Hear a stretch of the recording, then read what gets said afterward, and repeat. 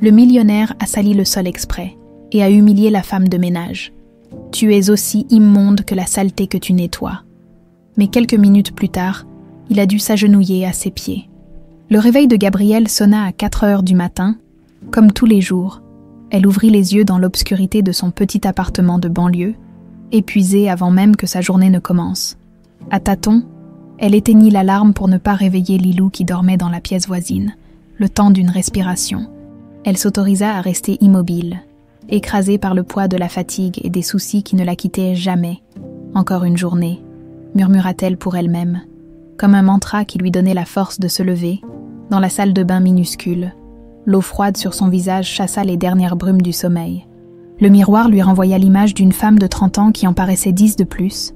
Ses cheveux, autrefois d'un noir de jais, aujourd'hui coupés courts et sans éclat, des cernes profonds sous ses yeux et quelques rides précoces qui marquaient les coins de sa bouche. Elle ne ressemblait en rien à l'étudiante en médecine rayonnante qu'elle avait été 10 ans plus tôt. Parfois, elle-même avait du mal à reconnaître cette Gabrielle d'avant, pendant qu'elle enfilait son uniforme gris de femme de ménage. Son regard s'attarda sur une photo cachée dans le tiroir de sa commode. Elle la sortit avec précaution, comme un trésor fragile.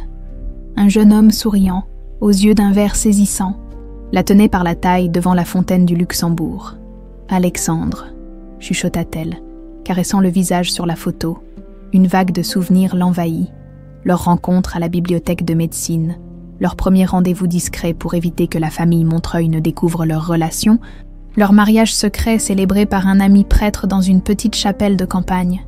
Et puis, ce dernier soir, quand Alexandre lui avait offert ce médaillon au blason des Montreuil, promettant qu'ils affronteraient ensemble la colère de son père le lendemain. « Maman !» la petite voix tira Gabrielle de ses pensées. Lilou se tenait à la porte, en chemise de nuit, ses boucles châtaines ébouriffées par le sommeil.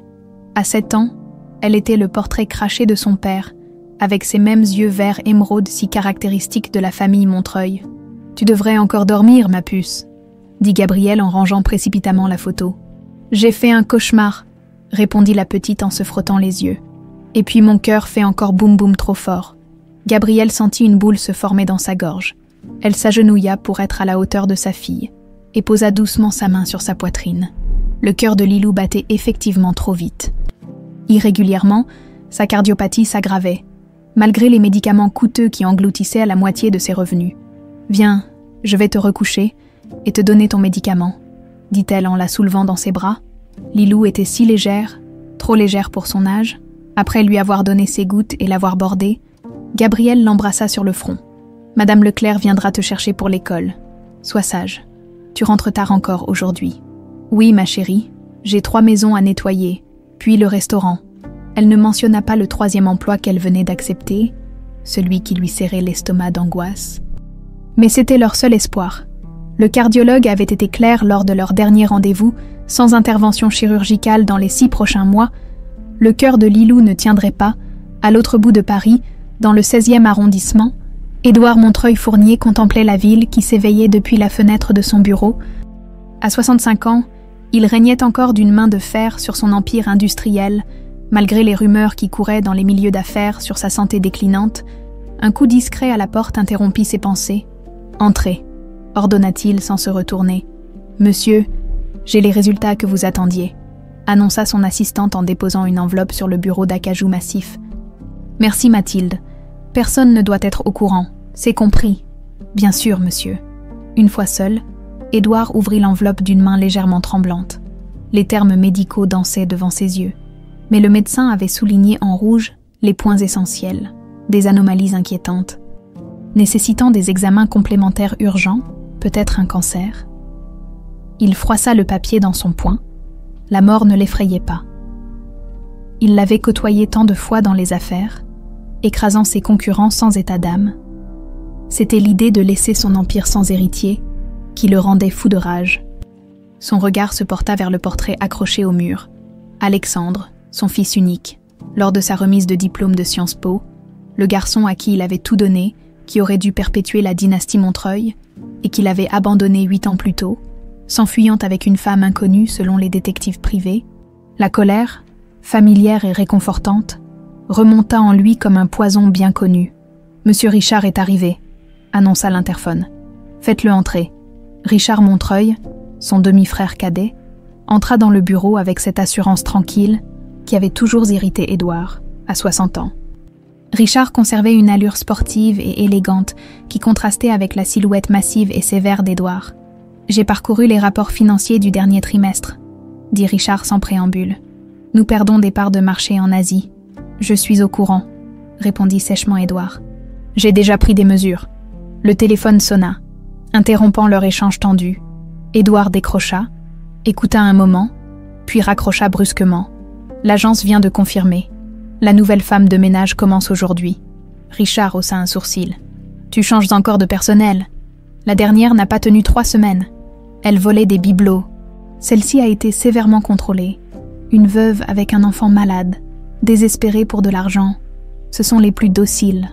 Richard sourit, mais ses yeux restèrent froids. Toujours aussi charitable, mon frère. À midi, Gabrielle ressortit de sa 2e maison à nettoyer, les épaules douloureuses, les mains rougies par les produits décapants. Elle consulta sa montre, juste le temps d'avaler un sandwich, avant de se rendre à l'adresse que lui avait donnée l'agence de placement. Elle ne connaissait pas le nom du propriétaire. L'agence parlait seulement d'un client important, cherchant une femme de ménage discrète et efficace pour sa résidence principale. Le salaire proposé était 2 fois supérieur à ce qu'elle gagnait habituellement, ce qui lui permettrait peut-être d'économiser plus rapidement pour l'opération de Lilou.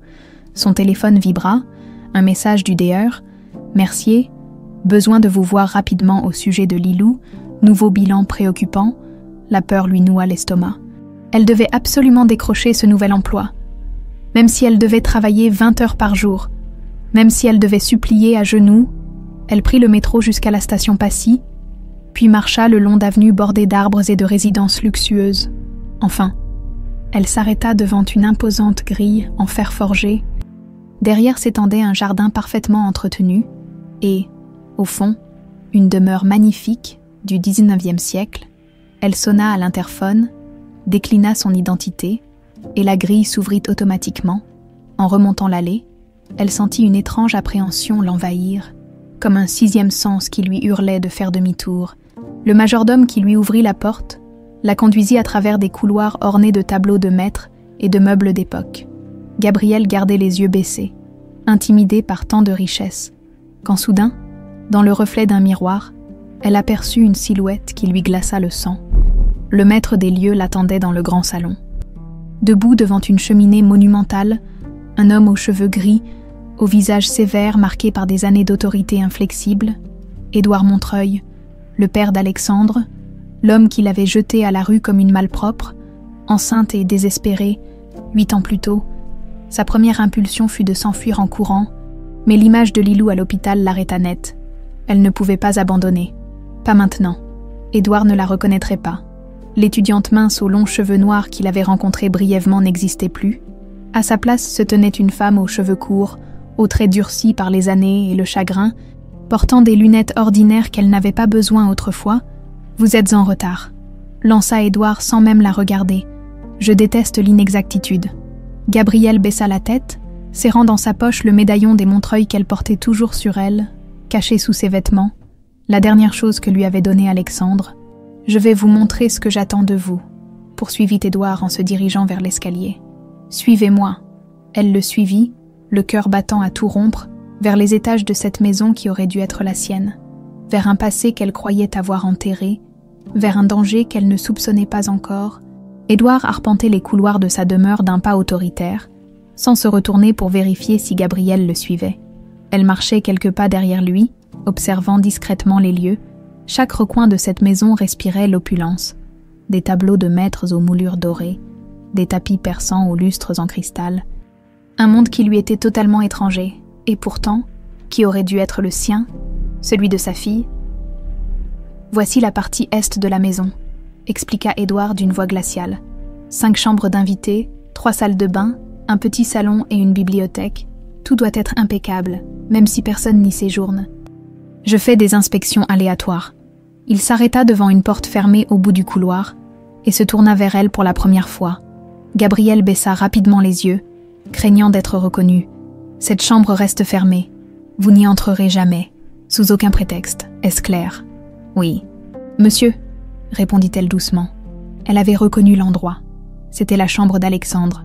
Son cœur se serra à l'idée que cette pièce était probablement restée intacte depuis son départ, comme un sanctuaire ou une tombe.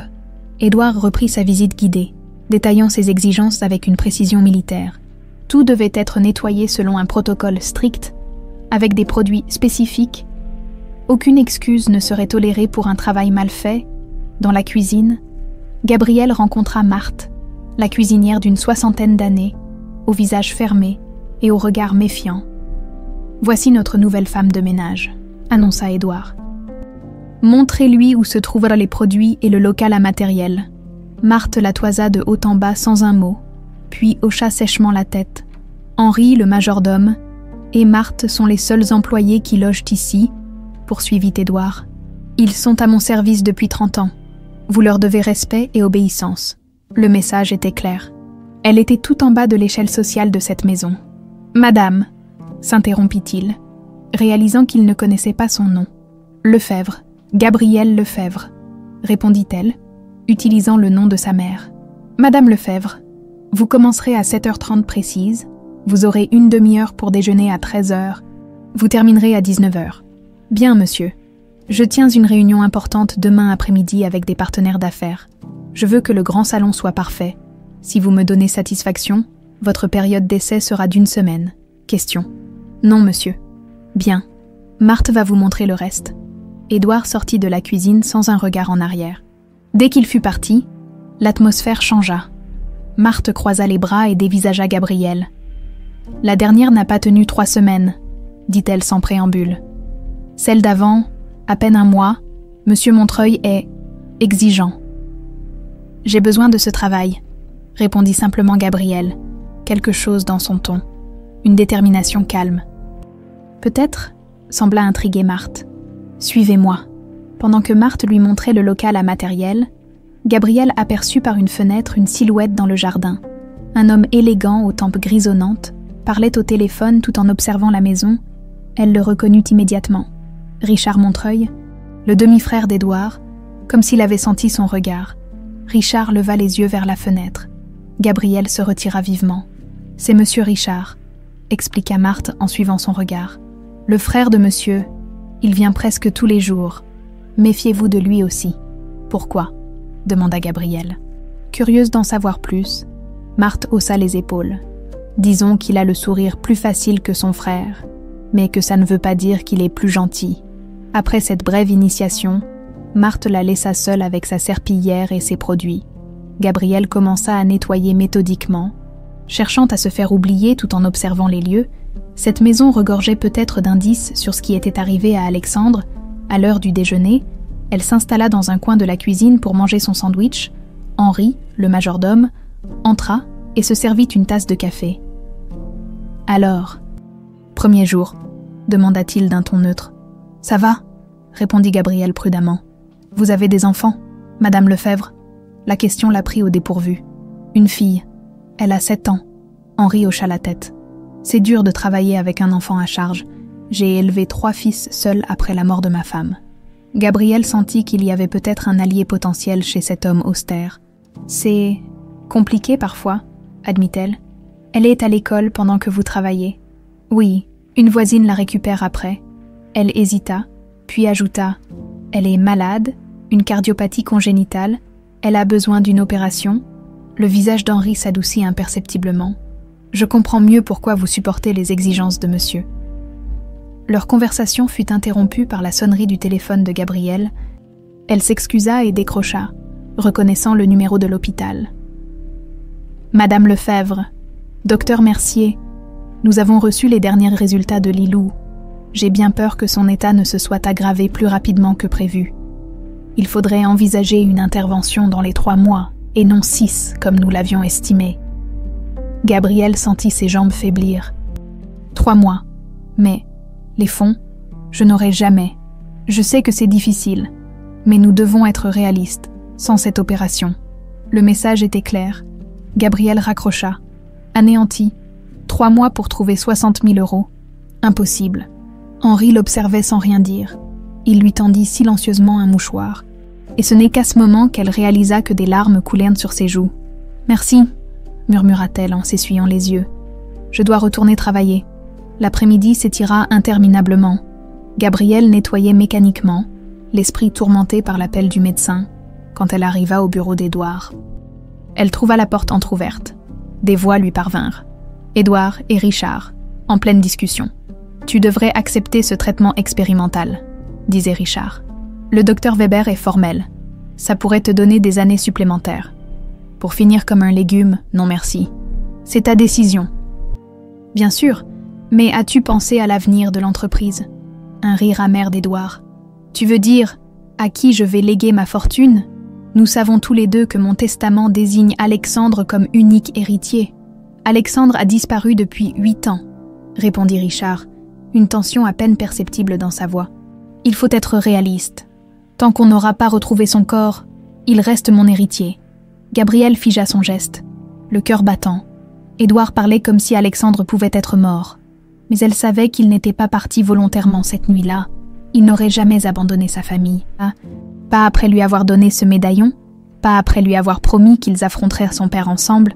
Je fais mettre à jour les recherches tous les ans, continuait Édouard. Ce que je ne comprends pas, c'est pourquoi les enquêteurs ont trouvé ces preuves de sa fuite avec une femme, alors qu'il venait de se fiancer à la fille de Veureux. Ça n'a jamais eu de sens pour moi. Gabrielle manqua de laisser tomber son sceau, fiancé. Alexandre n'avait jamais été fiancé à qui que ce soit d'autre qu'elle. C'était un mensonge. Les hommes font parfois des choses incompréhensibles, répondit Richard. Tu devrais passer à autre chose. Elle recula silencieusement. Ne voulant pas être surprise en train d'espionner leur conversation, le reste de la journée passa comme dans un brouillard. À 19h précises, elle rangea son matériel et s'apprêta à partir. Dans le hall d'entrée, elle croisa Richard qui sortait du bureau d'Édouard. Il s'arrêta en la voyant, son regard perçant la détaillant de la tête aux pieds. « Ah, la nouvelle femme de ménage. Comment vous appelez-vous ? » ?»« Gabrielle Lefebvre, monsieur. »« Vous avez fait du bon travail aujourd'hui, Gabrielle, » dit-il avec un sourire qui n'atteignait pas ses yeux. « J'espère que vous resterez longtemps parmi nous. » Il y avait quelque chose de menaçant dans sa cordialité. Gabrielle hocha poliment la tête et se dirigea vers la sortie. Au moment de franchir la porte, elle entendit Richard demander à Henri « Elle me rappelle quelqu'un ? Tu ne trouves pas qu'elle ressemble à cette fille qu'Alexandre avait ramenée un jour ?»« Je ne vois pas, monsieur, » répondit Henri d'un ton neutre. « Toutes les jeunes femmes brunes se ressemblent un peu. Tu as probablement raison. » Gabrielle sortit rapidement, le cœur battant à tout rompre. Richard l'avait presque reconnue. Elle devait être encore plus prudente désormais. Mais une chose était claire, on avait menti à Édouard. Quelqu'un avait fabriqué des preuves de la prétendue fuite d'Alexandre. Et Richard Montreuil semblait au centre de ce mystère. 3 semaines s'étaient écoulées depuis que Gabrielle avait franchi le seuil de la demeure Montreuil. 3 semaines à supporter les regards condescendants des autres domestiques, à frotter jusqu'à l'épuisement chaque recoin de l'immense manoir, à baisser les yeux quand Édouard entrait dans une pièce. 3 semaines à jouer ce rôle qui lui brisait l'âme, mais qui, chaque jour, la rapprochait un peu plus de l'argent nécessaire pour sauver Lilou. Ce matin-là, elle était arrivée plus tôt que d'habitude. Monsieur Édouard recevait des investisseurs importants, et tout devait être impeccable. Agenouillée devant la grande cheminée du salon principal, elle astiquait les cuivres quand la voix de Richard résonna dans le couloir. Le rapport d'audit est formel, Édouard. La filiale asiatique perd de l'argent. Si Alexandre était là, Gabrielle se figea, le cœur battant. Elle n'avait croisé Richard que 2 fois depuis son arrivée, mais chaque rencontre lui avait glacé le sang. Quelque chose dans son regard la mettait mal à l'aise, comme s'il cherchait à percer son déguisement. « Ne prononce pas son nom », aboya Édouard, entrant dans le salon sans remarquer Gabrielle. « Ce traître n'existe plus pour moi. » Richard s'arrêta net en apercevant la femme de ménage. « Nous ne sommes pas seuls, mon frère. » Édouard se tourna vers Gabrielle, qui s'était redressée précipitamment, essuyant ses mains sur son tablier. « Vous êtes encore là, disparaissez jusqu'à la fin de la réunion. »« Oui, monsieur, » murmura-t-elle en ramassant son matériel, évitant soigneusement de croiser le regard de Richard. Elle quitta la pièce, mais s'arrêta dans le couloir, tendant l'oreille malgré elle. « Cette femme de ménage, tu es sûr de sa discrétion ?» demandait Richard. « Une veuve sans importance », répondit Édouard avec dédain. Gabrielle serra les poings. Si seulement il savait qui elle était vraiment. Si seulement il savait que sa petite fille se battait contre la mort dans un hôpital public, pendant qu'il vivait dans l'opulence, elle frissonna en entendant le reste de leur conversation, des fragments sur des arrangements discrets avec des officiels chinois, des méthodes alternatives pour régler un problème de concurrence. Son téléphone vibra dans sa poche, un message du DR, Mercier. État de Lilou stable après crise d'hier, opération devient prioritaire, discutons option financement. Gabriel s'appuya contre le mur, submergé par l'angoisse. La veille, Lilou avait fait un malaise à l'école. Son cœur défaillant ne tiendrait plus longtemps sans intervention chirurgicale. À 14 heures précises, les invités d'Édouard arrivèrent. 6 hommes en costume sombre, au visage austère. Gabrielle les observa discrètement depuis l'office où elle préparait le service du café. Elle reconnut un ministre et 2 PDG de grandes entreprises françaises. Les autres devaient être les investisseurs étrangers dont elle avait entendu parler. Édouard les conduisit dans la salle de conférence, où les dossiers préparés par Mathilde les attendaient. Gabrielle n'y prêta guère attention, jusqu'à ce qu'elle entende la femme de chambre murmurer à l'oreille du majordome « Le Chinois, là, paraît qu'il ne signe que si monsieur lui offre certains avantages en Afrique. » « Tais-toi donc, » siffla le majordome.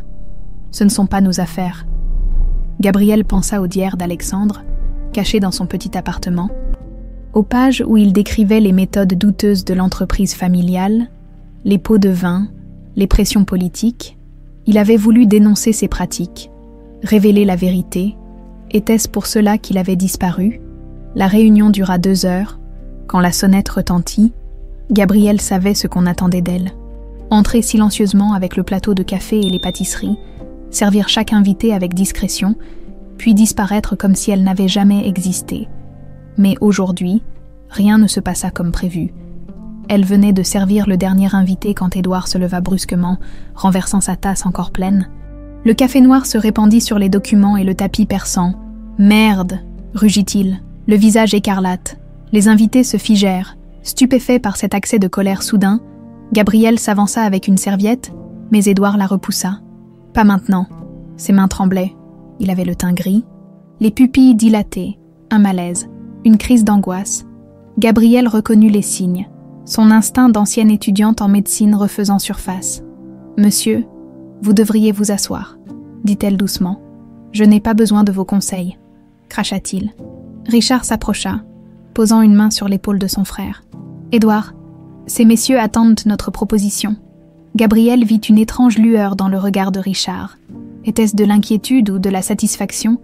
Édouard respira profondément, sembla recouvrer son sang-froid, puis, dans un geste qui stupéfia toute l'assemblée, il prit le pot de café et le renversa délibérément sur le sol immaculé. « Puisque nous parlons de nettoyage, messieurs, voici une démonstration, » dit-il d'une voix étrangement calme. « J'ai nettoyé ma famille des éléments indésirables, j'ai nettoyé nos finances des investissements risqués, et je nettoierai nos opérations en Asie de toute inefficacité. » Il saisit le pot de fleurs sur la table et le jeta au sol.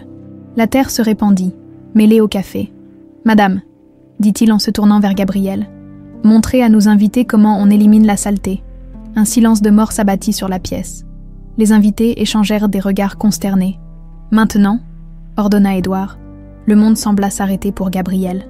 Dans sa tête, elle revit l'étudiante fière qu'elle avait été, la future médecin pleine d'espoir. Elle pensa à Alexandre, à son amour perdu, à Lilou, qui luttait pour survivre, à tous ses sacrifices.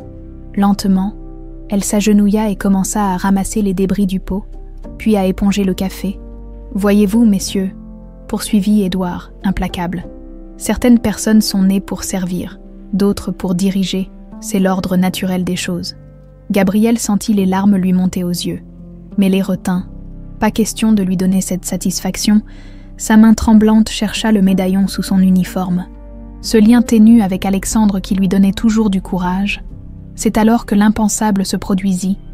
Le cordon usé qui retenait le médaillon céda brusquement, la pièce d'or ornée du blason des Montreuil tomba sur le tapis, brillante et accusatrice, juste aux pieds d'Édouard. Au même moment, un petit morceau de papier plié, une page du journal d'Alexandre qu'elle gardait toujours sur elle, s'échappa de sa poche et voleta jusqu'au sol. Le temps parut se figer. Édouard baissa les yeux vers le médaillon, puis vers le papier, Ses traits se décomposèrent. D'une main hésitante, il ramassa le médaillon, l'examina comme s'il voyait un fantôme. « Où avez-vous eu ça ?» murmura-t-il, la voix soudain dépouillée de toute arrogance. Gabrielle se redressa lentement, comprenant que sa couverture venait de voler en éclats. Elle vit Richard s'approcher, le visage tendu par une émotion qu'elle ne put identifier. De la peur. « Messieurs, je crois que nous devons reporter cette réunion, » dit Édouard d'une voix étrangement calme. « Richard, raccompagne nos invités. » Quand tous furent sortis, seuls restèrent Édouard, Richard et Gabrielle dans un triangle de tension silencieuse. « Ce médaillon appartenait à mon fils, » dit finalement Édouard. « Une pièce unique, fabriquée pour son 20e anniversaire. »« Je sais, » répondit simplement Gabrielle. « Qui êtes-vous » demanda-t-il, plongeant son regard dans le sien pour la première fois depuis qu'elle travaillait ici. Elle retira ses lunettes, redressa les épaules, comme si elle se débarrassait enfin d'un poids écrasant. « Je m'appelle Gabrielle Élodie Moreau, j'étais l'épouse d'Alexandre. » Le choc fit chanceler Édouard, qui dut s'appuyer sur le bord de la table. Richard, lui, restait étrangement immobile, son regard calculateur allant de son frère à Gabrielle. « Mensonge !» murmura Édouard. « Mon fils n'était pas marié. » Gabrielle sortit de sa poche une alliance simple qu'elle portait autour du cou avec le médaillon. « Nous nous sommes mariés en secret, sachant que vous désapprouveriez. La veille de sa disparition, Alexandre m'a donné ce médaillon. Il voulait vous annoncer notre mariage le lendemain. Et aussi que j'étais enceinte. Enceinte. » La voix d'Édouard n'était plus qu'un souffle. « Ma fille a 7 ans aujourd'hui. Elle s'appelle Lilou. » Édouard se tourna vers Richard, qui avait pâli. « Tu m'as dit qu'il était parti avec une danseuse, qu'il avait abandonné la famille, que les détectives l'avaient confirmé. » Richard haussa les épaules avec une nonchalance étudiée. C'est ce qu'ils ont rapporté. Mais Gabrielle vit la panique dans ses yeux. Brève mais réelle. « Lilou est à l'hôpital, » ajouta-t-elle, la voix brisée. « Son cœur. Elle a besoin d'une opération que je ne peux pas payer. C'est pour ça que je travaille ici, même si cela signifie m'humilier devant l'homme qui m'a jeté à la rue. » Édouard ramassa lentement le morceau de papier tombé plus tôt. Il reconnut immédiatement l'écriture d'Alexandre. Une date était inscrite en haut. 1 semaine après sa prétendue fuite. « Mon fils. » commença-t-il, mais sa voix se brisa. Pour la première fois depuis qu'elle le connaissait, Gabrielle vit l'émotion fissurer le masque impassible d'Édouard Montreuil. « Je veux voir ma petite fille. » La déclaration d'Édouard résonna dans le bureau où il avait convoqué Gabrielle après le départ des investisseurs. Richard s'était éclipsé, prétextant des appels urgents à passer, mais Gabrielle avait perçu son malaise palpable. « Ce n'est pas si simple, » répondit-elle.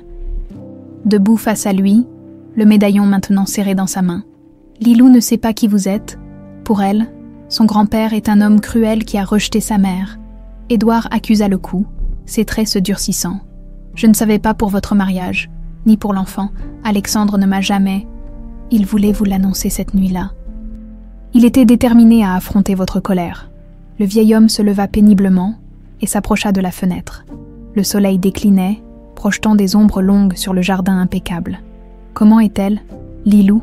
Elle vous ressemble, » admit Gabrielle à contre-cœur. Elle a les yeux verts des Montreuil. Et la même obstination. Un silence lourd s'installa entre eux, chargé de 10 années de douleur et de soupçons. Vous dites qu'elle est malade, quelle est la gravité exacte ? Une cardiomyopathie congénitale. Son cœur s'affaiblit progressivement, sans chirurgie dans les prochains mois. Elle ne termina pas sa phrase. Elle n'en avait pas besoin. Quel hôpital ? Saint-Louis.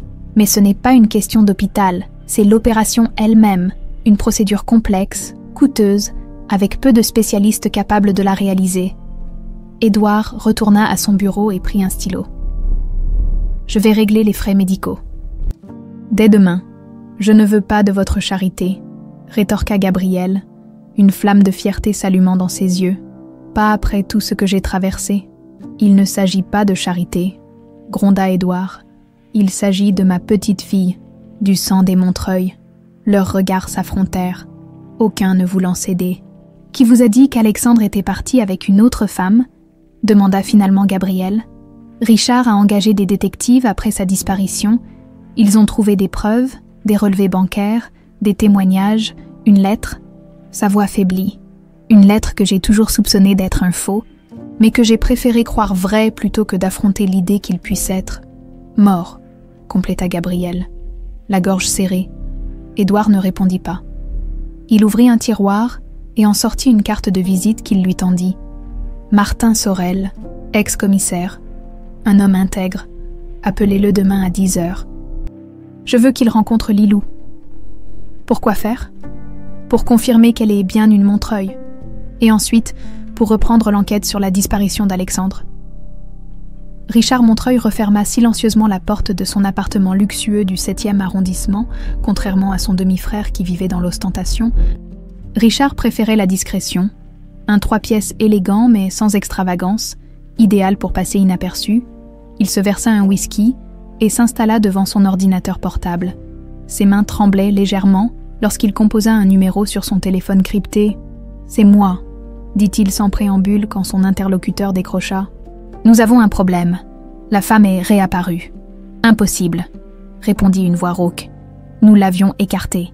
Elle travaille comme femme de ménage chez Édouard, sous un faux nom, et elle a parlé de l'enfant. » Un juron étouffé résonna à l'autre bout de la ligne.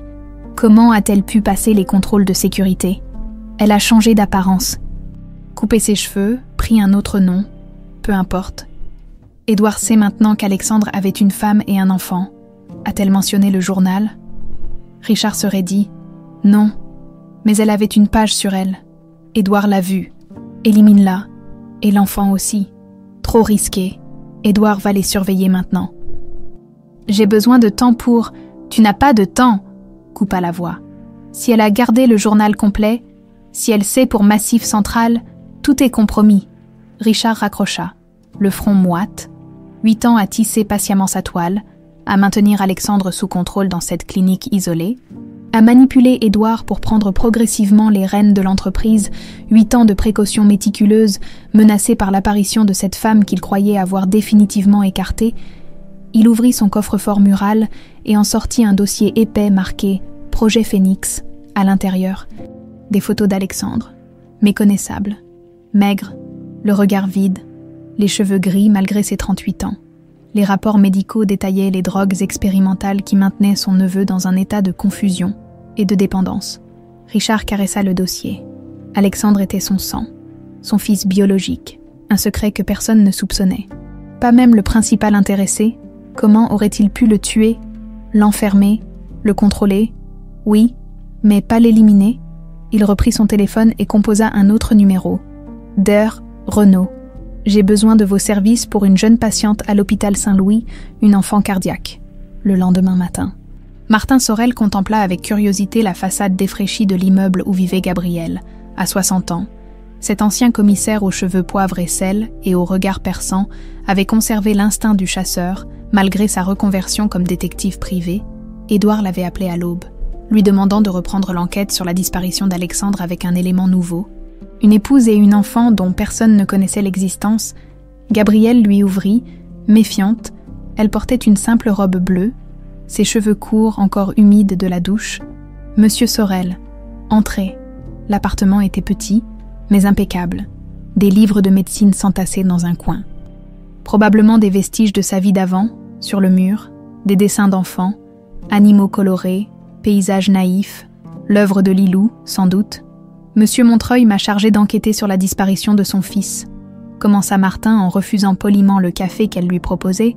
J'aurais besoin que vous me racontiez tout ce qui s'est passé cette nuit-là. Gabrielle s'assit, serrant une tasse entre ses mains. Le 15 juin 2016, dit-elle, comme si cette date était gravée au fer rouge dans sa mémoire. Alexandre était nerveux depuis plusieurs jours. Il avait découvert quelque chose concernant l'entreprise, des documents compromettants. Il les avait consignés dans un journal qu'il gardait toujours sur lui. Quel genre de documents ? Des preuves de corruption, de pots de vin en Afrique, et autre chose qu'il n'a pas voulu me dire. Il voulait d'abord confronter son père. Elle fit une pause. Ce soir-là, il m'a donné ce médaillon, m'a fait promettre de le garder précieusement. Il devait me retrouver à notre appartement après avoir parlé à Édouard. Il n'est jamais revenu. Martin nota scrupuleusement chaque détail dans son carnet. « Et ce journal, vous l'avez ?» Elle hésita. « J'ai quelques pages. Le reste est caché en lieu sûr. Je comprends votre méfiance, Madame Moreau. Mais si vous voulez que je retrouve votre mari, J'ai besoin de toutes les pièces du puzzle. Elle semblait sur le point de répondre quand la porte d'entrée s'ouvrit doucement. Une petite fille aux boucles châtaines apparut, accompagnée d'une femme âgée que Martin supposa être la voisine.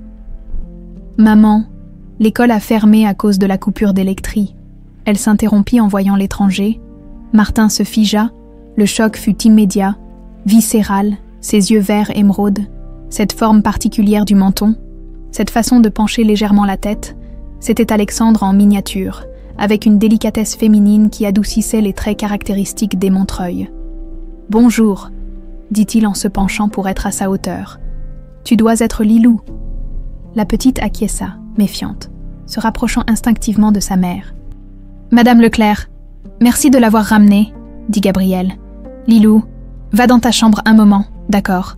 Maman discute avec monsieur pour ton docteur. » Une fois la petite partie, Martin murmura. « Aucun doute possible, cet enfant est une Montreuil.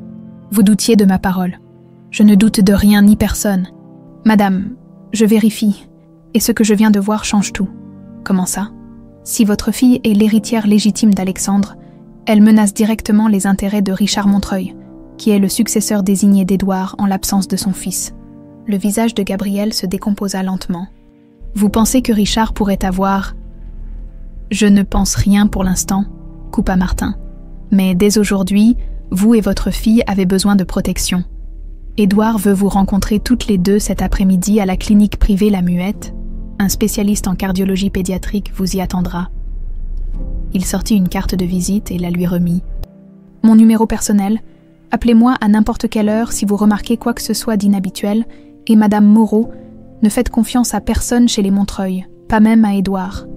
À l'hôpital Saint-Louis, Madame Charlotte, infirmière chef du service de cardiologie pédiatrique, observait avec attention la nouvelle patiente qu'on venait d'installer dans la chambre 212. Quelque chose chez cet enfant, Lilou Lefebvre, l'intriguait depuis son admission. Aujourd'hui, alors qu'elle vérifiait ses constantes, elle comprit soudain ce qui la troublait, ses yeux verts, si particuliers. Si, elle les avait déjà vus, 30 ans plus tôt, quand elle travaillait comme gouvernante chez les Montreuil, avant sa reconversion comme infirmière. « Bon sang », murmura-t-elle, la clinique La Muette, nichée dans un hôtel particulier du 16e arrondissement, incarnait le luxe discret réservé aux patients fortunés. Gabriel, tenant fermement la main de Lilou, franchit les portes automatiques avec appréhension. L'élégant hall d'entrée, avec ses fauteuils en cuir et ses œuvres d'art contemporain, contrastait violemment avec les couloirs défraîchis de l'hôpital Saint-Louis. « C'est ici qu'on va faire réparer mon cœur. »« Maman !» demanda Lilou, impressionnée par le décor. « Nous venons juste rencontrer un nouveau docteur, » répondit prudemment Gabriel. Une réceptionniste les accueillit avec un sourire professionnel. « Madame Lefebvre, le 2DE, Favre vous attend au 3e étage. Monsieur Montreuil est déjà arrivé, dans l'ascenseur. » Gabrielle ajusta nerveusement le col de sa robe. La seule qu'elle possédait, qui n'était pas élimée, elle n'avait pas révélé à Lilou l'identité d'Édouard, lui expliquant simplement qu'un monsieur très généreux voulait l'aider à financer son opération. Les portes s'ouvrirent sur Édouard qui les attendait. Raide dans son costume impeccable, son regard s'adoucit imperceptiblement lorsqu'il vit Lilou. « Bonjour », dit-il, sa voix habituellement autoritaire, étrangement mesurée. Lilou le dévisagea avec curiosité.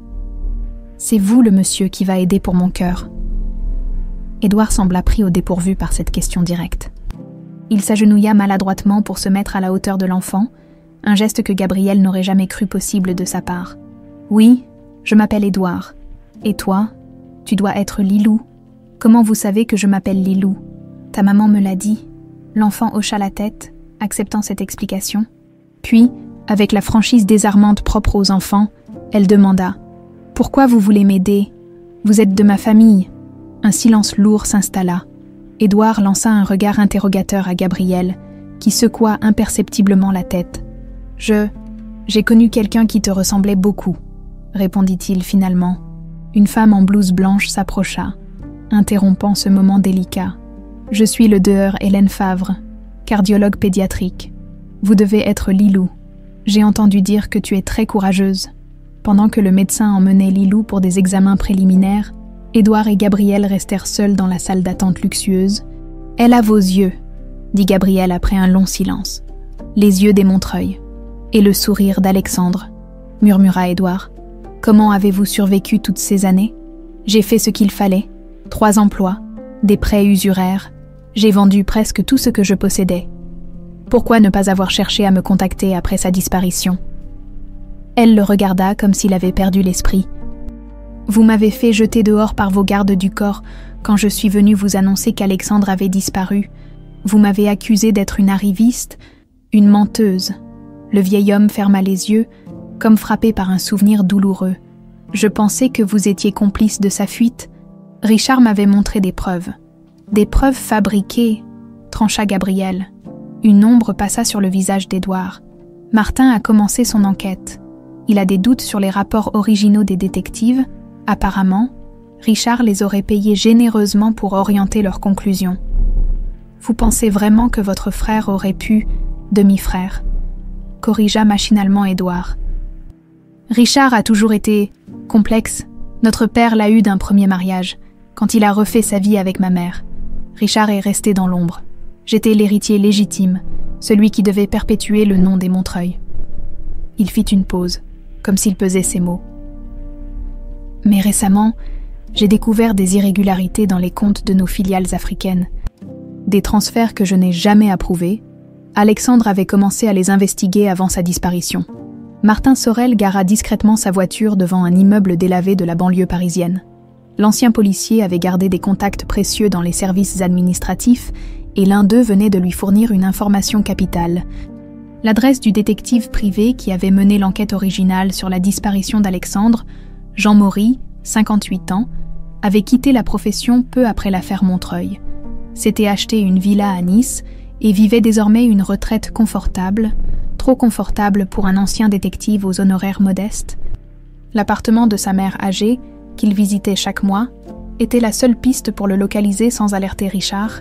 Une femme voûtée lui ouvrit, méfiante. « Madame Maury, je suis un ancien collègue de Jean.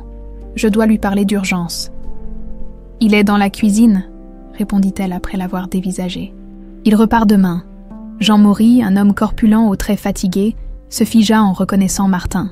« Sorel, qu'est-ce que tu fous là ?»« Je reprends l'enquête Montreuil, » annonça Martin sans préambule.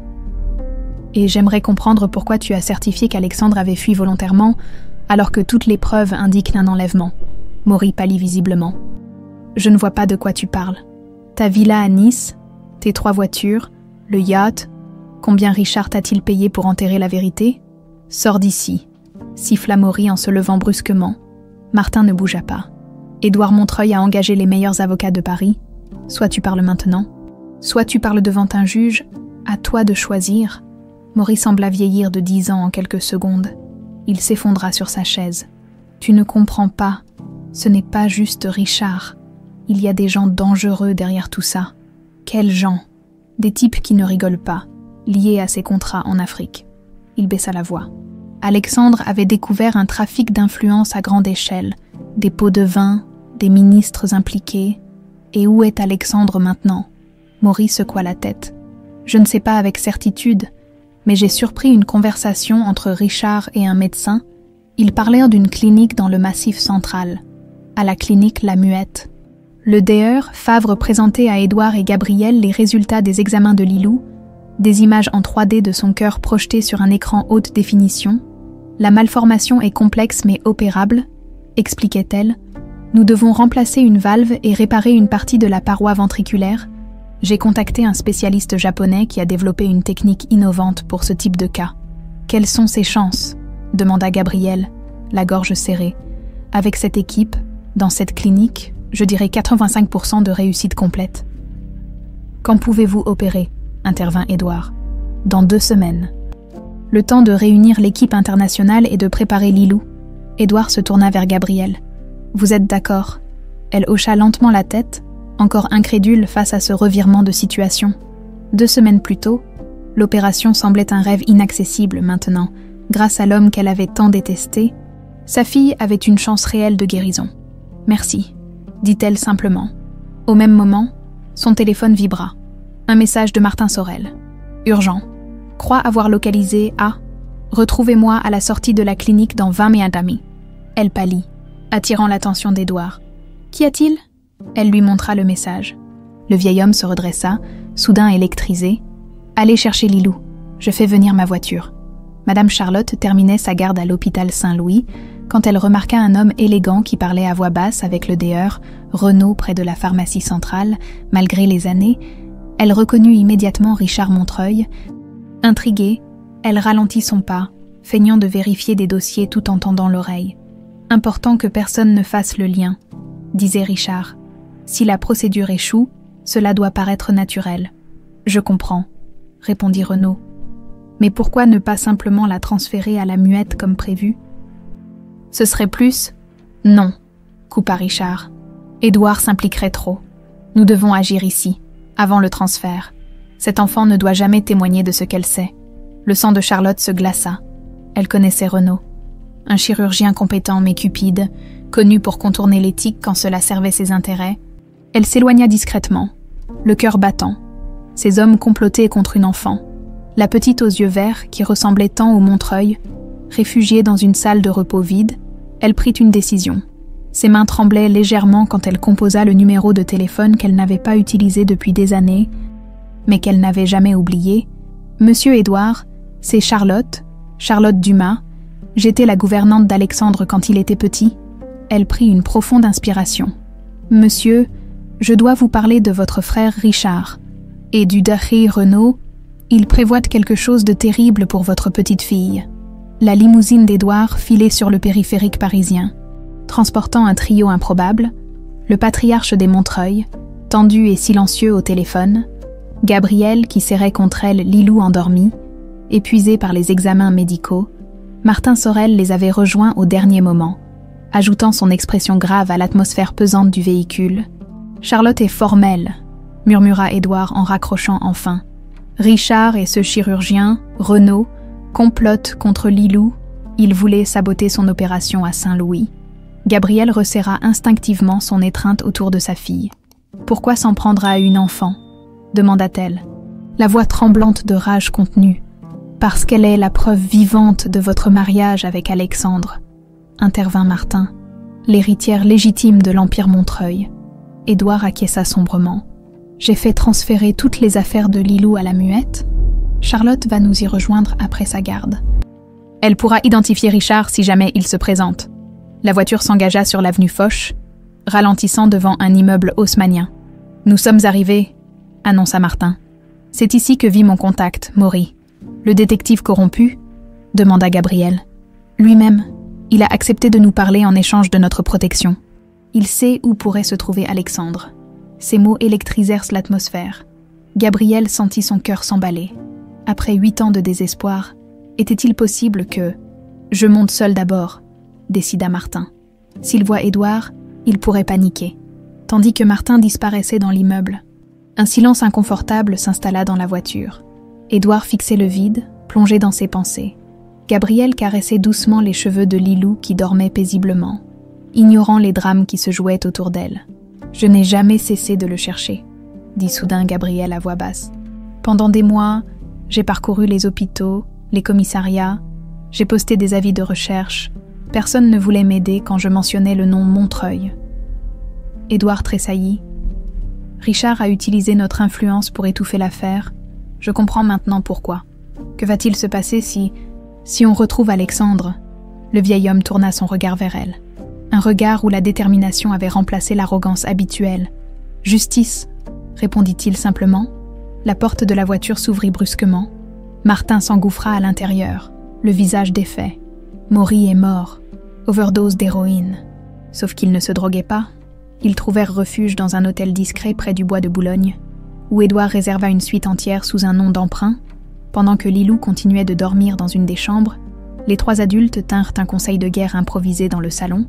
« Richard sait que nous enquêtons », déclara Martin en étalant ses notes sur la table basse. « Maury a été éliminé pour le faire taire, mais avant, j'avais réussi à lui soutirer une information capitale. Alexandre serait détenu dans une clinique psychiatrique privée du Massif central, l'Institut Bellevue. Une clinique psychiatrique, s'étrangla Gabriel. Mais Alexandre n'a jamais eu de problème psychologique. C'est le lieu idéal pour faire disparaître quelqu'un, expliqua Édouard. Isolation, médication, discrétion absolue. Richard a toujours été méthodique.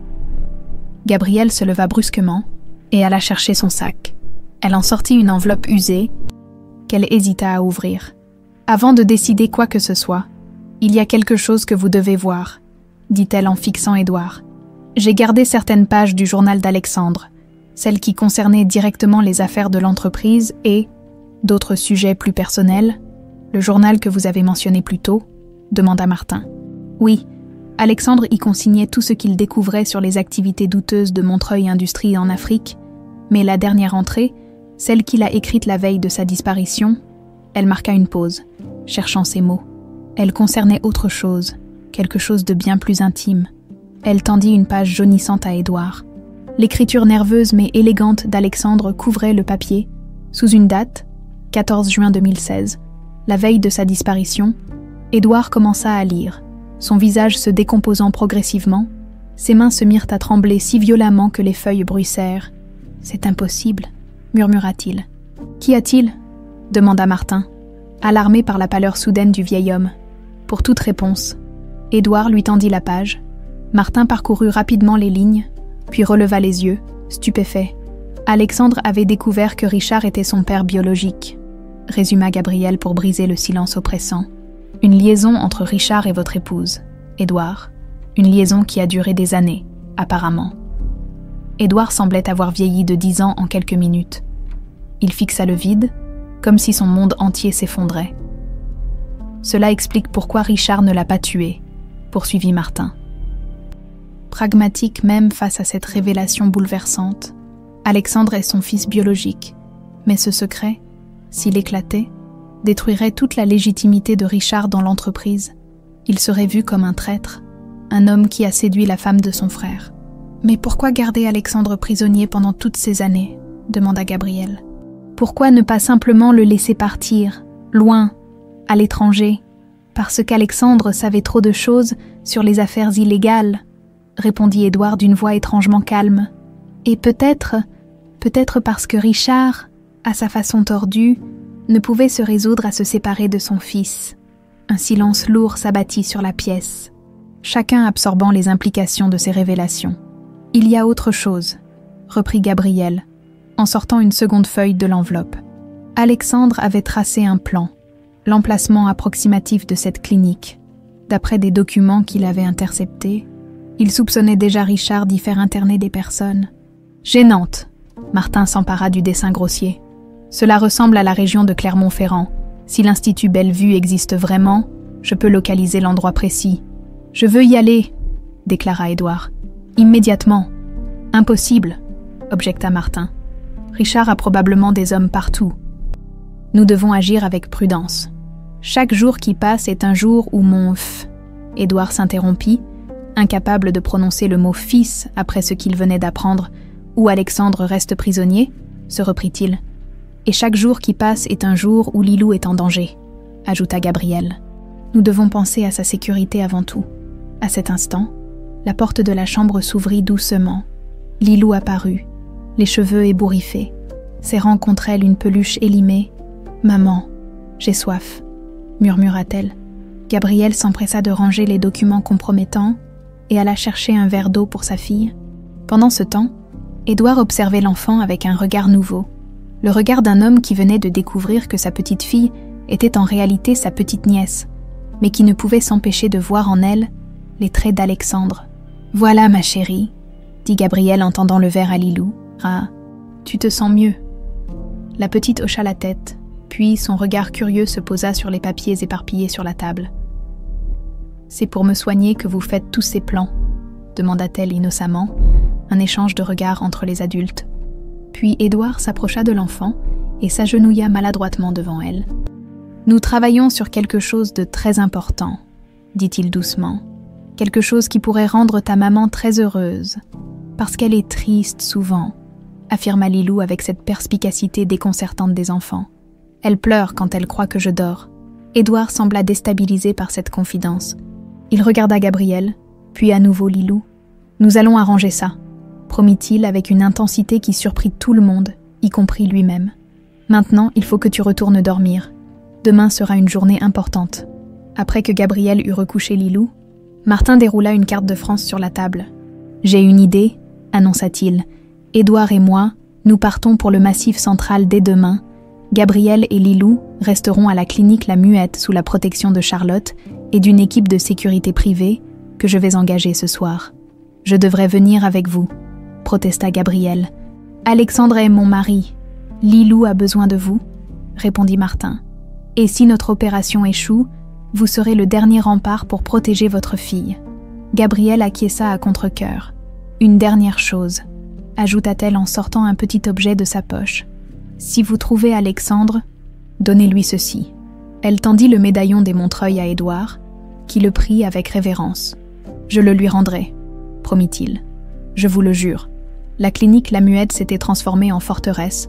Sous les ordres d'Édouard, une équipe de sécurité privée patrouillait discrètement dans les couloirs. Veillant sur Gabriel et Lilou, Charlotte Dumas, reconnaissable à ses cheveux gris coupés courts et à son regard vigilant, ne quittait presque jamais la chambre de la petite. C'était la veille de l'opération. Dans la salle d'attente luxueuse, Gabriel feuilletait machinalement un magazine. Incapable de se concentrer, son esprit vagabondait à des centaines de kilomètres de là, quelque part dans les montagnes du Massif central, où Martin et Édouard cherchaient Alexandre. Vous devriez vous reposer, conseilla Charlotte en lui apportant un café. Demain sera éprouvant. Comment pourrais-je dormir? Mon mari est peut-être vivant après 8 ans, et ma fille va subir une opération à cœur ouvert.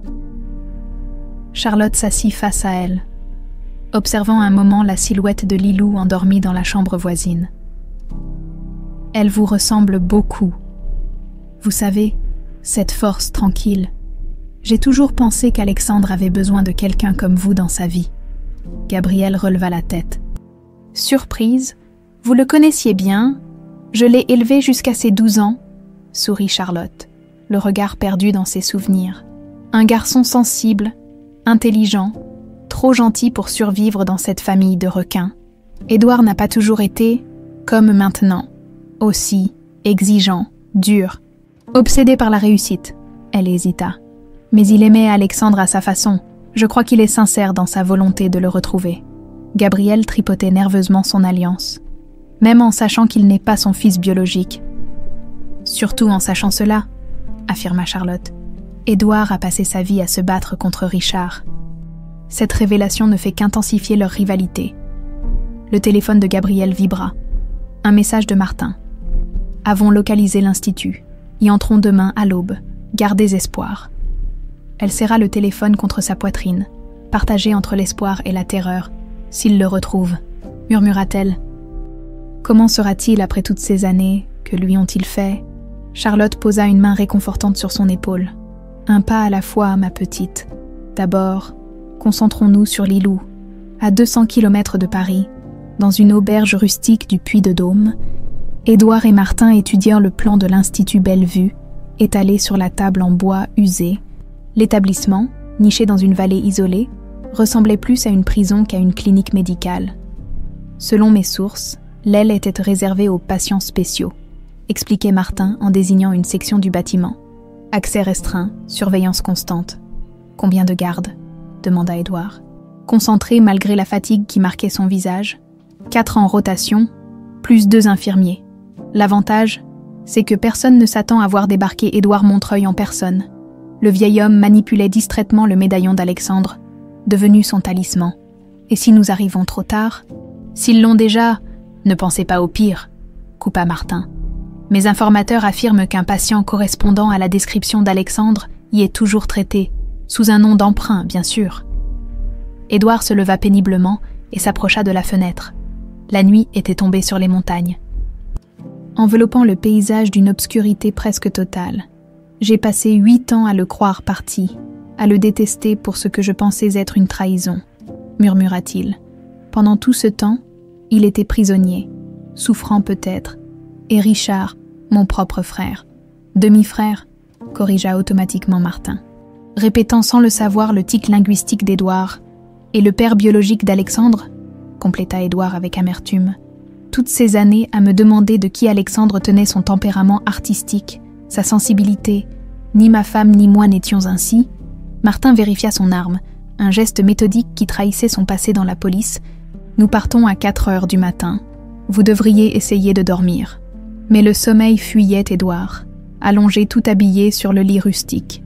Il pensait à Gabriel et Lilou, à la clinique La Muette, au médecin qui, dans quelques heures, ouvrirait la poitrine de sa petite fille pour réparer son cœur défaillant, et lui, à des centaines de kilomètres, incapable d'être présent pour ce moment crucial, son téléphone vibra.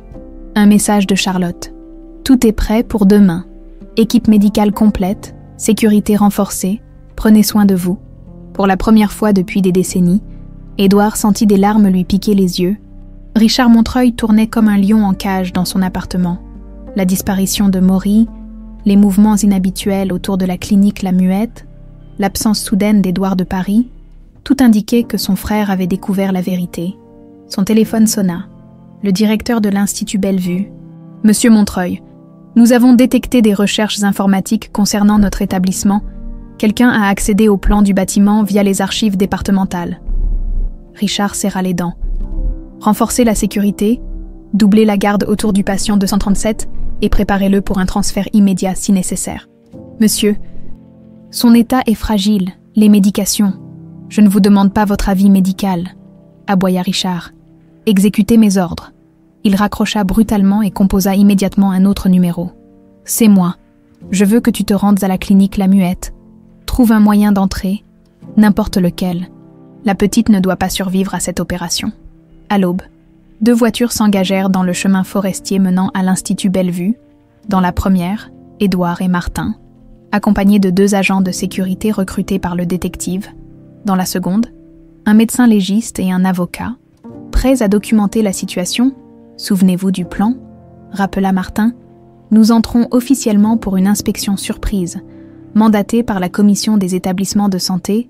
Vous êtes censé être un investisseur potentiel. » Édouard acquiesça, méconnaissable dans son costume sobre, bien différent de ses habituelles 3 pièces sur mesure. Le bâtiment apparut au détour d'un virage. Une massive construction de pierre grise, aux fenêtres étroites protégées par des barreaux discrets. Rien n'indiquait qu'il s'agissait d'un établissement médical. On aurait plutôt dit un monastère isolé ou une résidence privée. À l'entrée, un gardien les arrêta. Martin présenta des documents officiels, de véritables autorisations, obtenues grâce à ses contacts au ministère. « Nous n'avons pas été prévenus », objecta le gardien, suspicieux. « C'est précisément le but d'une inspection surprise », répliqua Martin avec l'assurance d'un fonctionnaire agacé par les formalités. Après quelques appels téléphoniques tendus, on les laissa finalement entrer. Le directeur, un homme maigre aux traits nerveux, vint les accueillir dans un hall austère. « Docteur Meunier » se présenta-t-il, « je dirige cet établissement depuis 15 ans. Nous n'avons rien à cacher, mais j'aurais apprécié être informé de votre visite. Si nous vous avions prévenu, ce ne serait plus une inspection surprise, n'est-ce pas ?» sourit froidement Martin. Édouard restait en retrait, scrutant chaque recoin, chaque visage, à la recherche d'un indice. La visite guidée commença, menée par un meunier visiblement mal à l'aise, salle commune aux meubles spartiates, chambres impersonnelles, bureaux administratifs, rien d'anormal en apparence, si ce n'était l'absence quasi totale de patients. « Où sont vos résidents ?» demanda innocemment Martin. « C'est l'heure de la thérapie de groupe », répondit promptement Meunier. « Et certains suivent des traitements dans l'aile médicale. Nous aimerions voir l'aile Est, déclara soudain Édouard. Parlant pour la première fois, Meunier se figea. Cette section est réservée aux cas spéciaux, des patients en isolement, pour leur propre sécurité. Raison de plus pour l'inspecter, insista Martin en brandissant son autorisation. Sauf si vous avez quelque chose à cacher. Le directeur céda à contre-cœur. Ils traversèrent un couloir sécurisé, puis une lourde porte métallique. L'atmosphère changeait radicalement dans cette section. Plus de caméras, plus de verrous, moins de fenêtres. L'air lui-même semblait plus lourd, imprégné d'une odeur de désinfectants et de médicaments. « Chambre 237 », murmura Édouard. Se souvenant du numéro mentionné par Richard au téléphone, Martin hocha imperceptiblement la tête. Ils passèrent devant plusieurs portes fermées, numérotées de 230 à 236. Devant la 237, 2 infirmiers massifs montèrent la garde. Qu'a donc ce patient de si particulier ? Demanda Martin, feignant la curiosité professionnelle. Cas de schizophrénie aiguë, répondit Meunier, de plus en plus tendu, dangereux pour lui-même et pour les autres. J'aimerais le voir, déclara Édouard. Impossible. Il est sous sédatif lourd après une crise cette nuit. Martin fit un signe discret à ses agents qui s'approchèrent des infirmiers. L'avocat sortit d'autres documents de sa mallette. Ces autorisations incluent tous les patients, sans exception, affirma-t-il. Refuser cette inspection constituerait une obstruction passible de poursuite pénale. Meunier pâlit visiblement. Les infirmiers échangèrent des regards incertains. « Ouvrez cette porte », ordonna Édouard d'une voix qui retrouvait toute son autorité naturelle. L'un des infirmiers finit par s'exécuter, révélant une chambre austère, aux murs blancs dépouillés, sur un lit étroit. Un homme maigre aux cheveux grisonnants était allongé, apparemment endormi. Édouard s'approcha lentement, le cœur battant à tout rompre. Il se pencha sur le visage émacié, et malgré les années, malgré les ravages des médicaments, reconnut les traits d'Alexandre. « Mon Dieu !» murmura-t-il, chancelant. Au même moment, son téléphone sonna. C'était Charlotte. « Monsieur Édouard », dit-elle, la voix tremblante d'urgence. « Revenez immédiatement. Richard a envoyé quelqu'un. Il y a eu une tentative d'intrusion à la clinique. » Les mains de Gabrielle tremblaient légèrement, tandis qu'elle aidait Lilou à enfiler la blouse d'hôpital. Dans moins d'1 heure, sa fille serait emmenée au bloc opératoire pour une intervention qui durerait au moins 6 heures. Chaque seconde qui passait était à la fois infiniment précieuse et terriblement angoissante. « J'ai peur, maman », murmura Lilou, ses grands yeux verts emplis d'une gravité inhabituelle pour une enfant de 7 ans. « Je sais, mon cœur, mais le docteur Favre est la meilleure, et elle va réparer ton petit cœur pour qu'il fonctionne parfaitement. » Gabrielle s'efforçait de paraître calme. Mais son esprit était déchiré entre la chambre d'hôpital où elle se trouvait et l'Institut Bellevue où Alexandre était peut-être en train d'être libéré.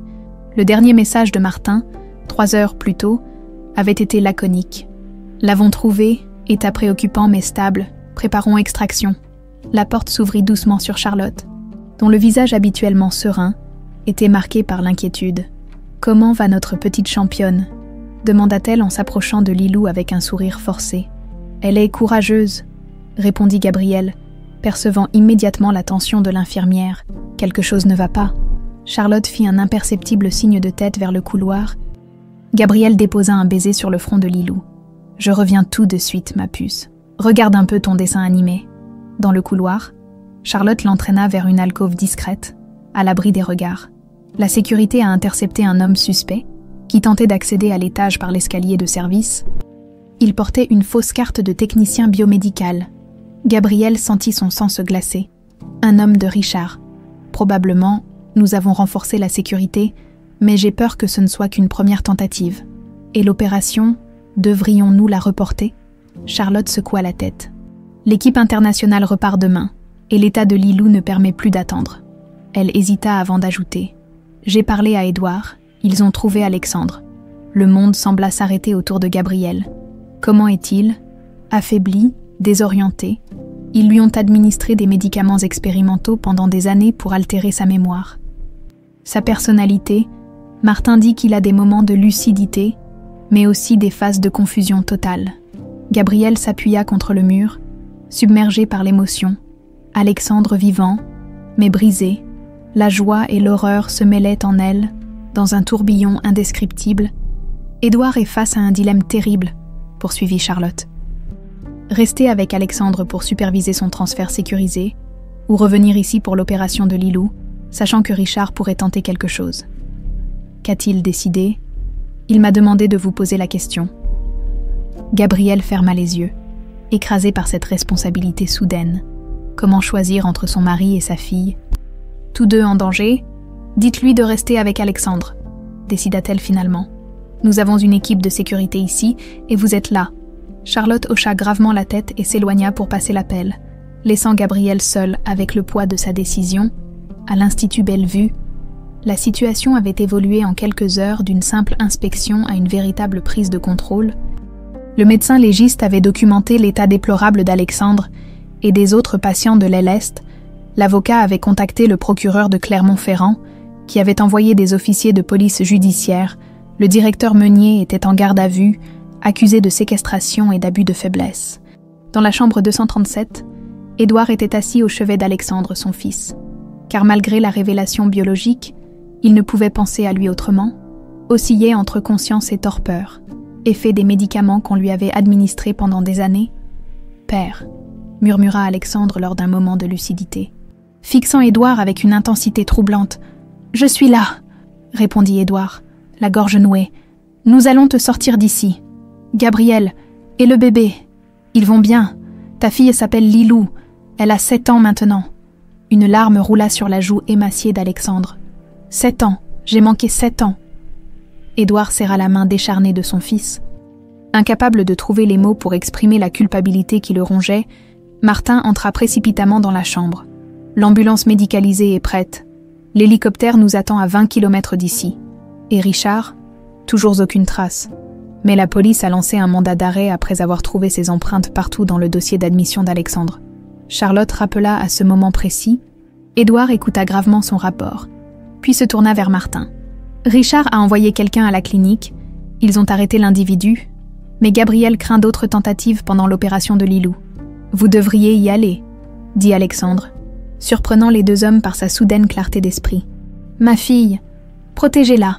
Édouard était déchiré. L'état d'Alexandre nécessitait une présence constante, une vigilance de chaque instant pendant son transfert. Mais Lilou, sur la table d'opération, serait vulnérable à toute intervention extérieure. Je reste avec votre fils, décida Martin, avec l'équipe médicale et les policiers. Nous assurerons sa sécurité. Vous, prenez l'hélicoptère et retournez à Paris. Édouard hésita encore, puis sortit de sa poche le médaillon des Montreuil. Il le plaça doucement dans la main d'Alexandre. « Je reviendrai », promit-il. Avec Gabriel et Lilou, dans la salle d'attente de la clinique La Muette, Gabriel fixait l'horloge murale. 10h32. Lilou était au bloc depuis 32 minutes.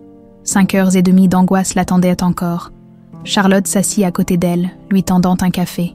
L'équipe de sécurité a vérifié l'identité de chaque membre du personnel médical, la rassura-t-elle. Le doueur Favre a été informé de la situation et reste particulièrement vigilante. Et si cela ne suffit pas, si Richard trouve un autre moyen. Il ne trouvera pas, j'ai personnellement vérifié chaque médicament, chaque appareil, et je ne quitterai pas le bloc de toute l'intervention. Gabriel serra la main de Charlotte avec reconnaissance.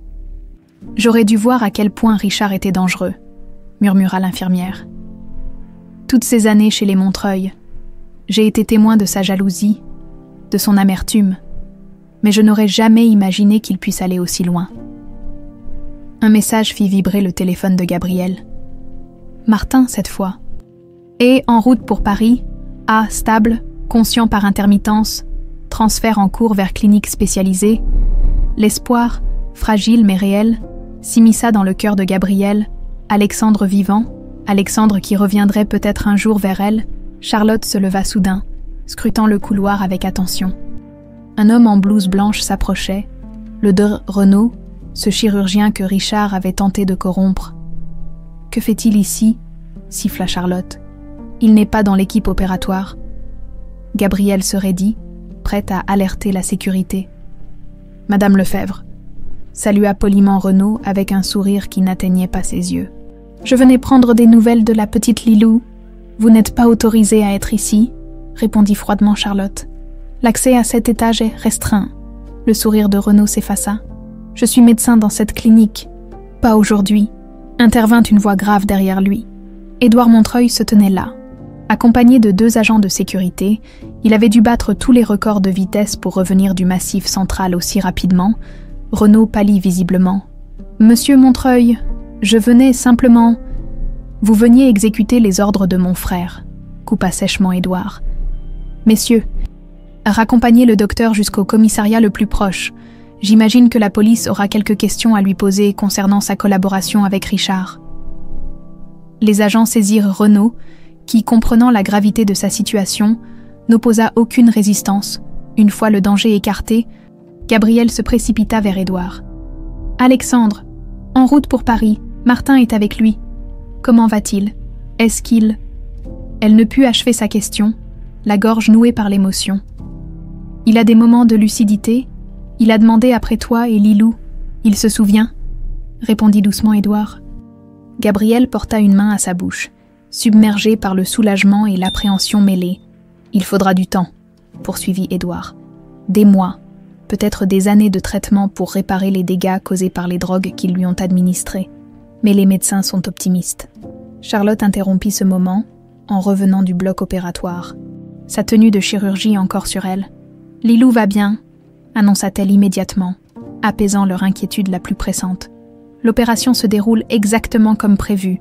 Le DR, Favre, a réussi à réparer la valve défectueuse et travaille maintenant sur la paroi ventriculaire. Édouard s'assit lourdement. Comme si ses jambes ne le portaient plus, ces dernières 24 heures avaient épuisé ses forces, tant physiques que morales. « Richard est toujours en fuite, » murmura-t-il. « Tant qu'il sera libre, nous ne serons pas en sécurité. » Comme pour confirmer ses craintes, son téléphone sonna à cet instant. C'était Martin. « On nous suit », annonça-t-il sans préambule. « 2 véhicules suspects depuis notre départ de l'héliport. Nous changeons d'itinéraire. » La nuit était tombée sur Paris. À la clinique La Muette, Lilou avait été transférée en soins intensifs après une opération de 7 heures qui s'était finalement conclue avec succès. Gabriel n'avait pas quitté son chevet, observant avec un mélange d'émerveillement et d'anxiété le corps minuscule de sa fille, relié à des machines complexes qui surveillaient chaque battement de son cœur nouvellement réparé. Édouard faisait les 100 pas dans le couloir, alternant entre des appels téléphoniques tendus et des visites silencieuses à la chambre de Lilou. Martin n'avait plus donné de nouvelles depuis 3 heures, après avoir signalé qu'ils déviaient leur itinéraire pour échapper à leurs poursuivants. Ils auraient dû arriver, marmonna Édouard pour la énième fois en consultant sa montre. Charlotte, qui réorganisait les médicaments de Lilou, lui jeta un regard compatissant. L'ambulance médicalisée est équipée des meilleurs systèmes de géolocalisation. Si quelque chose était arrivé, nous le saurions. Le téléphone d'Édouard vibra enfin. Le message de Martin était bref. Confrontation avec véhicules hostiles. Sommes parvenus à les semer. Arrivés à Paris dans environ 40 minutes. Ils arrivent, annonça-t-il à Gabrielle, qui venait de sortir de la chambre de Lilou. Elle hocha la tête, trop épuisée pour exprimer pleinement son soulagement. 48 heures sans véritable sommeil, sous une tension extrême, l'avaient vidée de ses forces. « Comment va Lilou ?» demanda Édouard. « Stable, le Droher Favre dit que les premiers signes sont encourageants. Son corps accepte bien les réparations. » Un silence s'installa entre eux, chargé de tout ce qu'ils n'avaient pas encore eu le temps d'aborder. La paternité d'Alexandre, l'avenir, les conséquences légales pour Richard. « J'ai parlé au procureur, » dit finalement Édouard, avec les preuves trouvées à l'Institut et les témoignages du personnel. Richard sera inculpé de séquestration, fraude et tentative de meurtre. « S'ils l'attrapent, » murmura Gabriel. « Ils l'attraperont. Toutes les frontières sont surveillées. Ses comptes sont bloqués. » La sonnerie stridente d'une alarme les fit sursauter. Une voix métallique résonna dans les haut-parleurs. « Code rouge, niveau 3. Évacuation immédiate des étages 2 et 4. » Charlotte se précipita vers eux. « C'est une fausse alerte. Aucun incendie n'a été signalé par les systèmes automatiques. » Édouard comprit immédiatement. C'est une diversion. À cet instant, les lumières s'éteignirent, plongeant le couloir dans l'obscurité. Seules les veilleuses de secours diffusaient une faible lueur rouge. Dans la chambre de Lilou, les équipements médicaux passèrent automatiquement sur leur batterie de secours. « Richard !» souffla Gabriel. « Il est ici !» Édouard sortit son téléphone pour alerter la sécurité, mais le réseau était coupé. Il se tourna vers Charlotte. « Restez avec Lilou. Ne laissez entrer personne, quoi qu'il arrive. » Les couloirs de la clinique étaient plongés dans le chaos. Des patients désorientés, des médecins tentant de maintenir le calme, des agents de sécurité dépassés par la situation d'urgence imprévue.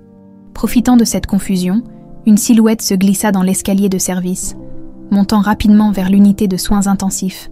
Richard Montreuil, généralement impeccable dans ses costumes sur mesure, était méconnaissable, vêtu d'une blouse médicale volée, les traits tirés par la fatigue et la peur. Il avançait avec la détermination d'un homme qui n'a plus rien à perdre. Dans la poche de sa blouse, le poids d'un pistolet compact lui donnait une fausse assurance.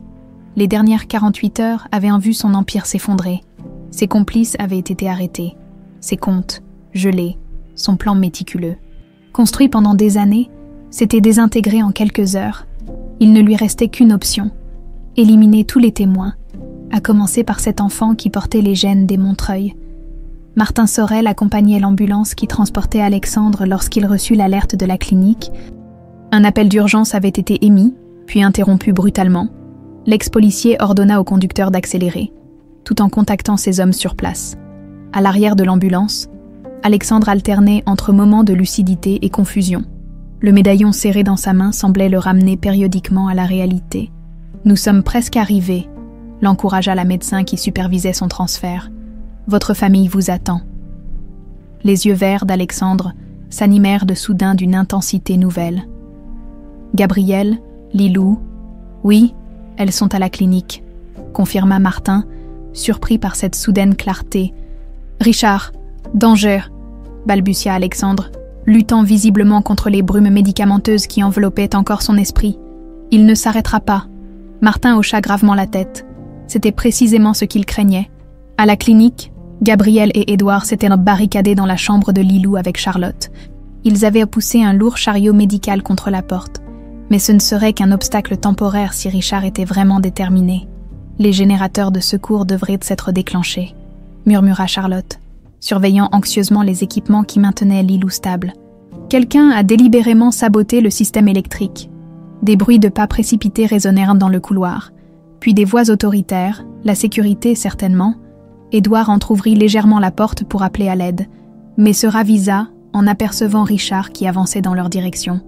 Arme à la main. « Il arrive », souffla-t-il en repoussant le chariot contre la porte. « Il y a une issue de secours par la salle de bain », indiqua Charlotte. « Mais nous ne pouvons pas déplacer Lilou dans son état. »« Allez-y », ordonna Gabrielle. « Je reste avec ma fille. »« Hors de question », rétorqua Édouard. « Nous restons tous les trois. » Un coup violent ébranla la porte, suivi de la voix de Richard. « Édouard, je sais que tu es là.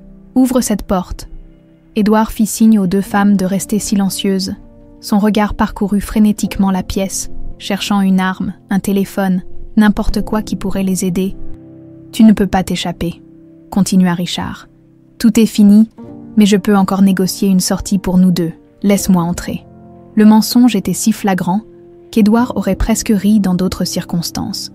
Richard, négocier, l'homme qui avait emprisonné son propre fils biologique pendant 8 ans par pure cupidité. « La police arrive », répondit-il finalement, tentant de gagner du temps. « Tu ferais mieux de partir maintenant. » Un rire sec lui répondit.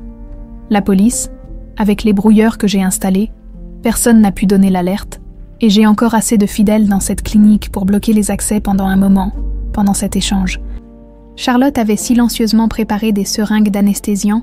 Elle entendit une à Gabrielle, gardant l'autre pour elle-même. « Visez le cou ou les bras », chuchota-t-elle.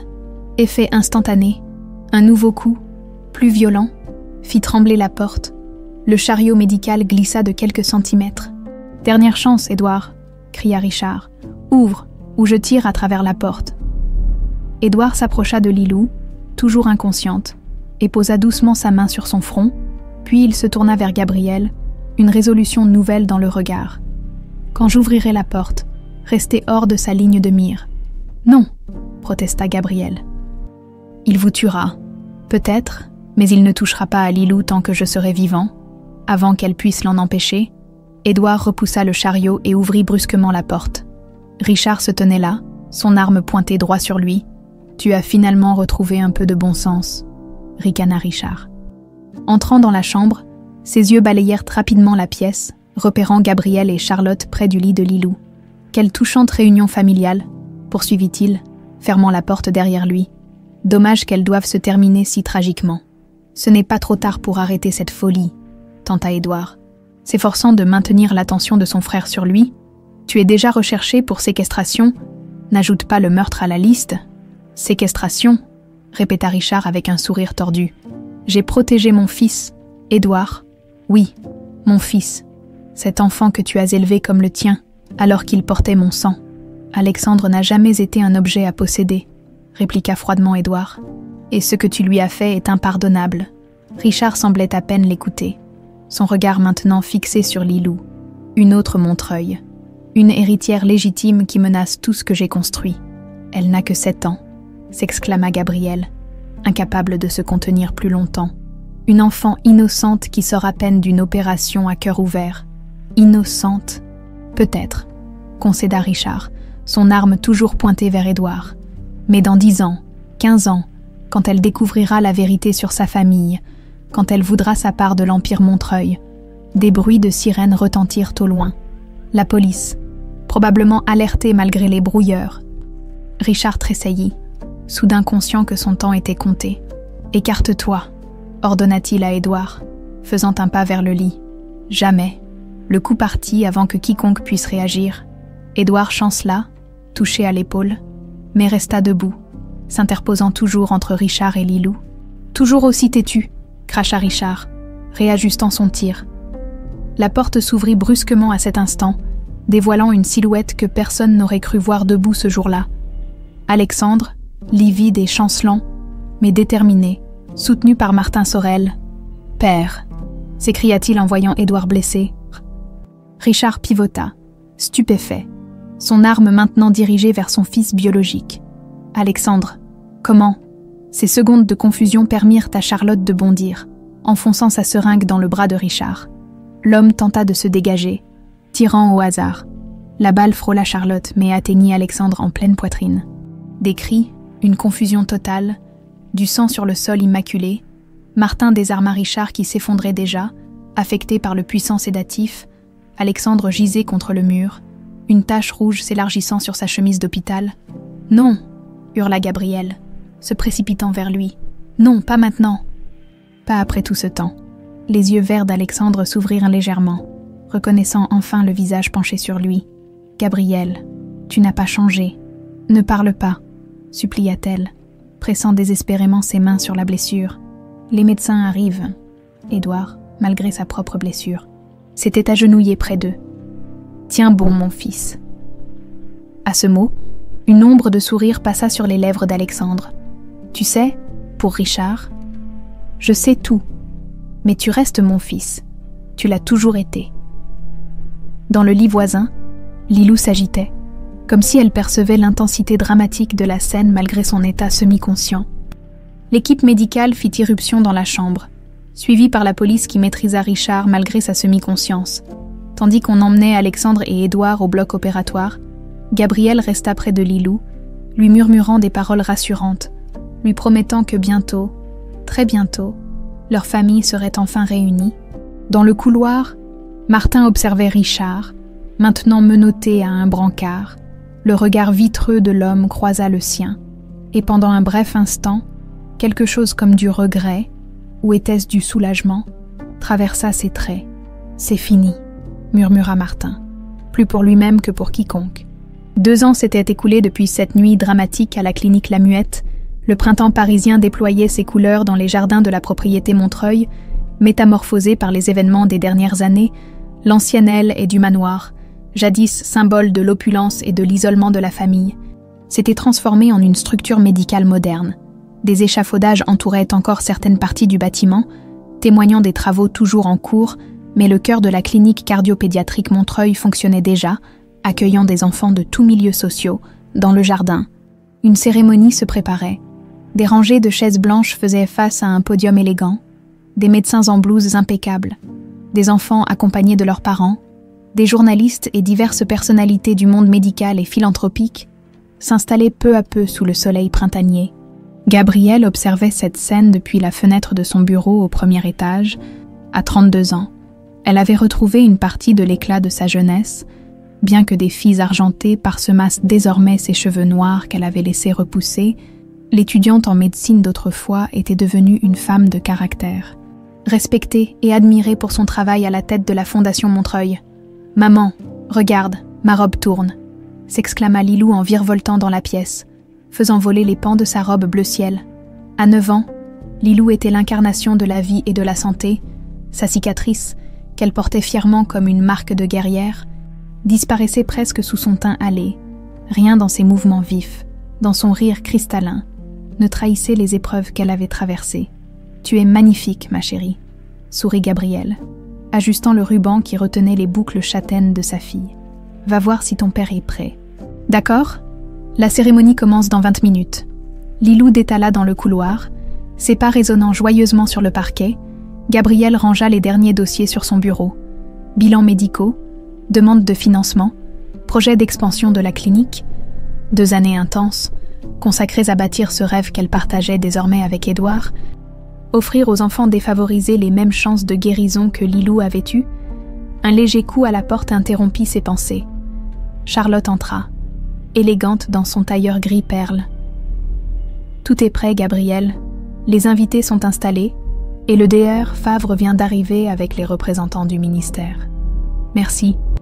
Charlotte, je ne sais pas ce que nous ferions sans vous. » L'ancienne infirmière, devenue directrice administrative de la clinique, lui sourit avec affection. « C'est moi qui devrais vous remercier, cette clinique. C'est comme un rêve devenu réalité. » Charlotte hésita un instant avant d'ajouter « Alexandre est dans le jardin d'hiver.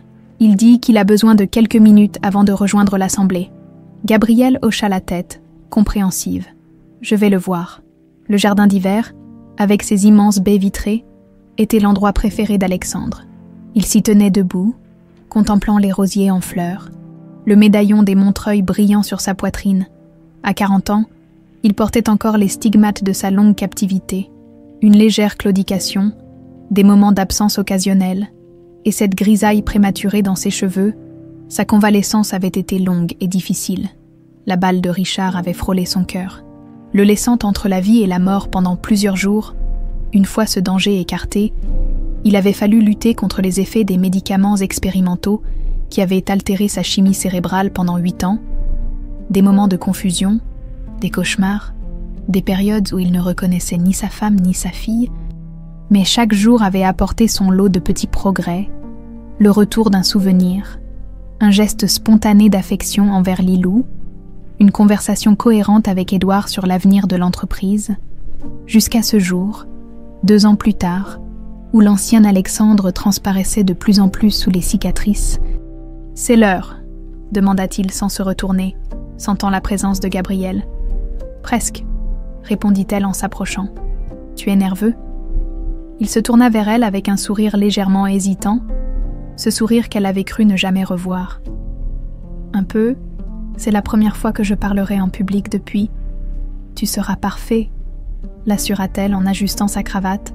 « Et si tu oublies quelque chose, je serai juste à côté. » Il prit ses mains dans les siennes, les serrant avec une intensité qui trahissait son émotion contenue. « As-tu imaginé, ne serait-ce qu'un instant, que nous en arriverions là, quand tu nettoyais les sols de cette maison, quand je fixais le plafond de ma cellule? Pouvions-nous espérer ceci ?» Gabrielle ne répondit pas tout de suite, submergée par le souvenir de ces années sombres, de cette lutte quotidienne pour survivre, pour protéger Lilou, pour ne pas abandonner l'espoir. « Non », admit-elle finalement. Mais c'est précisément ce qui rend ce jour si précieux. La porte s'ouvrit sur Lilou qui tirait Édouard par la main. « Venez, tout le monde vous attend. » À 67 ans, Édouard Montreuil s'était transformé. L'homme autoritaire et inflexible d'autrefois avait cédé la place à un grand-père attentionné, un mentor patient pour Alexandre, un allié précieux pour Gabrielle dans la gestion de la fondation.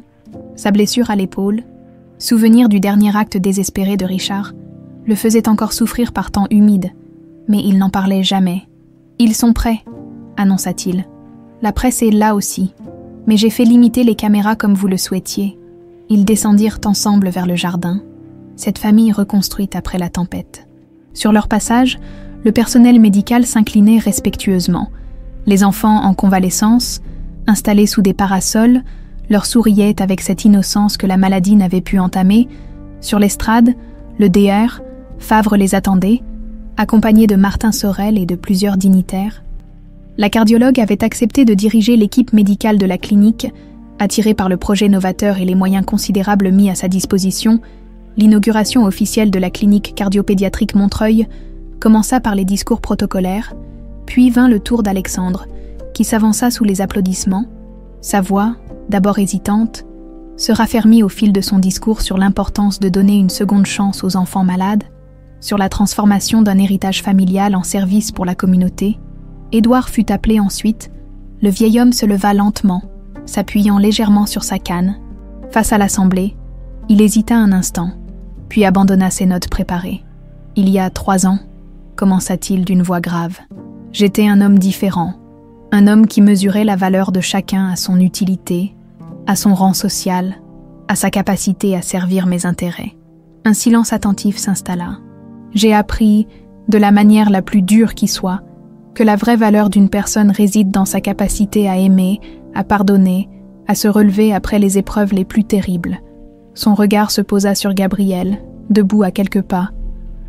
Cette leçon, je la dois à une femme extraordinaire, une femme que j'ai méprisée, humiliée, rejetée, une femme qui, malgré tout ce que ma famille lui a fait endurer, a trouvé la force de pardonner et de créer quelque chose de beau et d'utile à partir de notre héritage entaché.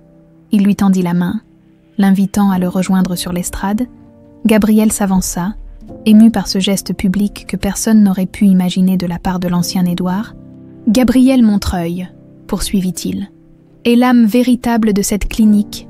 Sans son courage, sa vision et sa compassion, rien de tout cela n'existerait. » Puis, sous les yeux stupéfaits de l'assistance, Édouard Montreuil, l'homme le plus fier de Paris, s'agenouilla devant Gabrielle. « Pardonnez-moi, dit-il simplement. Pardonnez-moi pour toutes ces années perdues, pour la souffrance, pour l'injustice. » Des larmes silencieuses coulaient sur les joues de Gabrielle, tandis qu'elle aidait son beau-père à se relever. « Il n'y a plus rien à pardonner, » répondit-elle.